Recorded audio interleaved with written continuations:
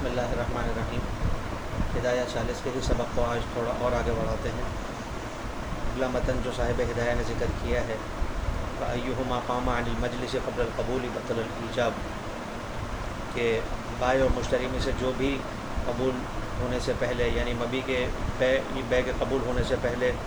مجلس سے کھڑا ہو جائے تو اس صورت میں ایجاب باطل ہو جاتا ہے۔ اس کی دلیل صاحب ہدایہ نے یہ ذکر کی ہے کہ جو مجلس سے کھڑا ہو جانا ہے وہ دلیل ہے اس بات کی کہ انسان دلچسپی نہیں رکھتا اور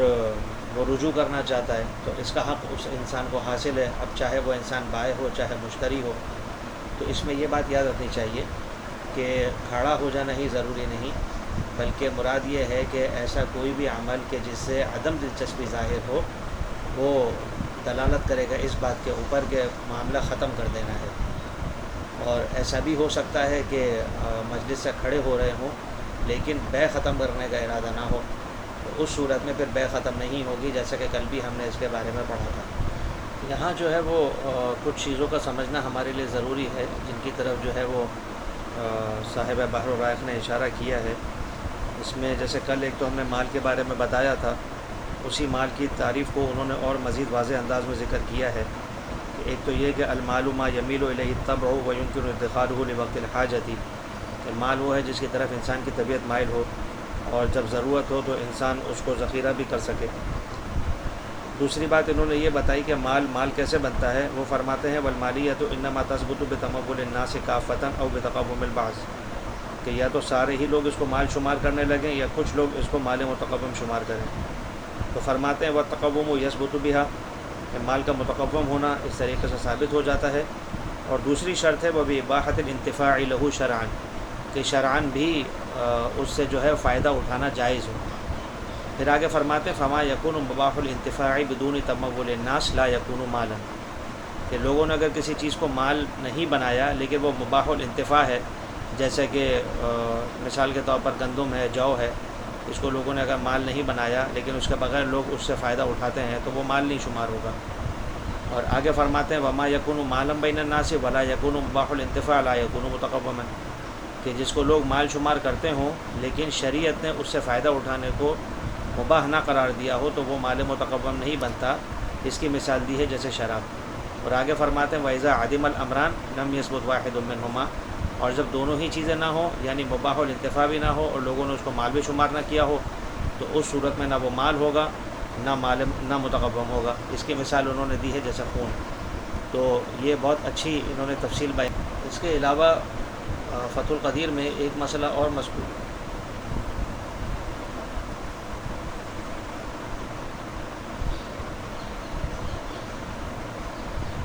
اس کے علاوہ یہ بحر الرائق میں ایک مسئلہ اور مذکور ہے،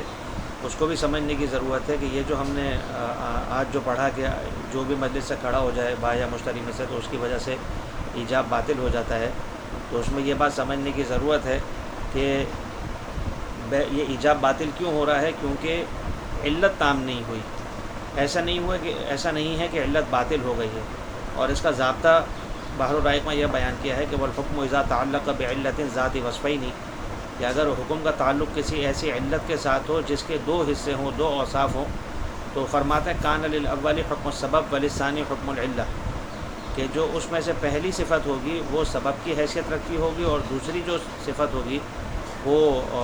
حکم کی حیثیت رکھتی ہوگی، یعنی وہ علت شمار ہوگی، پہلی والی سبب ہوگی دوسری والی علت ہوگی۔ تو اب یہاں پر جو ہے وہ کیونکہ دو صفت تھیں، ایک تو یہ کہ بائع ایجاب یعنی ایک کی طرف سے ایجاب پایا جائے یہ ایک صفت تھی، اور دوسری کی طرف سے قبول پایا جائے دوسری صفت تھی، تو ایجاب تو پایا گیا قبولیت نہیں پائی گئی، اس لیے علت تام نہیں ہوئی۔ ایسا نہیں ہوا کہ علت باطل ہو گئی۔ اچھا، اس کے بعد یہ سمجھنے کی ضرورت ہے کہ ایجاب اور قبول دونوں ایک دوسرے کے موافق ہونے چاہیے۔ تو فقہ البیوع میں اس کے حوالے سے یہ بتایا ہے کہ ایجاب اور قبول میں 6 چیزوں میں موافقت ضروری ہے۔ ایک تو یہ کہ جس مبی کی بات ہو رہی ہے اسی پر ایجاب اور قبول ہو، دوسرا مبی کی مقدار، تیسرا مبی کی صفت، یہ 3 چیزیں تو مبی کے متعلق ہیں۔ اور ثمن کے متعلق یہ ہے کہ ثمن کی مقدار پر اتفاق ہو، اور اسی طرح ثمن کی جنس کے پر اتفاق ہو،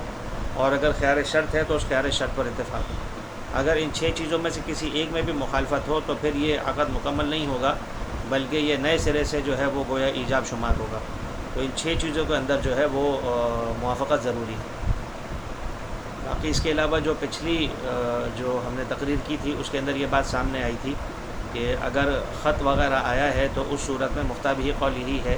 کہ صرف خط کی مجلس تک جو ہے وہ معاملہ موقوف نہیں رہے گا۔ خاص طور پر آج کل کے زمانے میں جو انڈسٹریل ایرا کہلاتا ہے اس میں لوگ شیئرز وغیرہ کے ذریعے سے کام کرتے ہیں، بڑی بڑی کمپنیاں ہوتی ہیں، ان کے ڈائریکٹرز ہوتے ہیں، تو ایک ہی مجلس میں اس کا فیصلہ کرنا ممکن نہیں ہوتا، بلکہ میٹنگ بورڈ میں جو اس کا فیصلہ ہوتا ہے، بڑے پیمانے پر بات ہوتی ہے، تمام لوگوں کے جو ہے وہ آراء کو جانا جاتا ہے، اس کے بعد فیصلہ کیا جاتا ہے۔ تو اس صورت میں خاص طور پر جو ہے وہ آپ ایک ہی مجلس میں جواب نہیں دے سکتے۔ تو جیسا کہ ہم نے پچھلی نشست میں یہ بات پڑھی تھی، سنی تھی کہ جو ہے وہ اس کے اندر مجلس تک اکتفا نہیں ہوگا، بلکہ اس کے بعد بھی حق حاصل ہوگا۔ تو یہ حق کب تک حاصل ہوگا یا کب ختم ہو سکتا ہے، تو اس کے جو ہے وہ جو ہے 4 طریقے ہیں اس کے لیے جو بیان کیے گئے ہیں کہ وہ حق کب ختم ہو سکتا ہے۔ پہلا طریقہ تو یہ ہے اس کا کہ جس کو خط لکھا گیا وہ صراحتاً بتا دے کہ بھائی میں جو ہے نا وہ انٹرسٹڈ نہیں ہوں، مجھے دلچسپی نہیں ہے اس معاملے میں۔ دوسرا یہ کہ جس نے خط بھیجا یعنی جو موجب ہے وہ خود یہ کہہ دے کہ بھائی میں آپ کو اتنے ٹائم کے لیے آفر دے رہا ہوں، اس کے بعد یہ آفر ویلڈ نہیں ہوگی،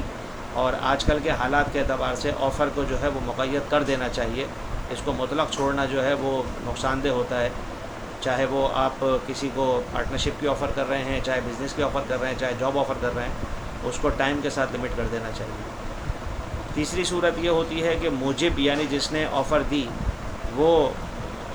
مکتوب الیہ یعنی جس کو آفر دے رہا ہے اس کے ایجاب سے پہلے ہی وہ موجب رجوع کر لے۔ اور چوتھی صورت یہ ہے کہ جس کو خط لکھا گیا ہے، جس کو آفر دی گئی ہے، وہ اتنے ٹائم تک چپ رہے کہ عرف کے ذریعے سے یہ سمجھ میں آ جائے، عرف یہ بتا دے گا کہ بھائی یہ آدمی دلچسپی نہیں رکھتا، اور یہ مدت جو ہے وہ مختلف ہو سکتی ہے مبی کے اعتبار سے، کہ کچھ مبیعات ایسی ہوتی ہیں جن میں جلد خرابی پیدا ہو جاتی ہے، فساد پیدا ہو جاتا ہے، اور کچھ مبیعات ایسی ہوتی ہیں کہ جس میں ذرا ٹائم پیریڈ ہمارے پاس ہوتا ہے، تو جہاں پر ٹائم پیریڈ ہو وہاں پر تھوڑا لمبا ٹائم مل جائے گا، اور جہاں پر جلدی خراب ہونے کا اندیشہ ہو تو وہاں ظاہر ہے کہ ٹائم جو ہے وہ جلد ختم کر دیا جائے گا، اس کو پھر زیادہ لمبا نہیں کیا جائے گا۔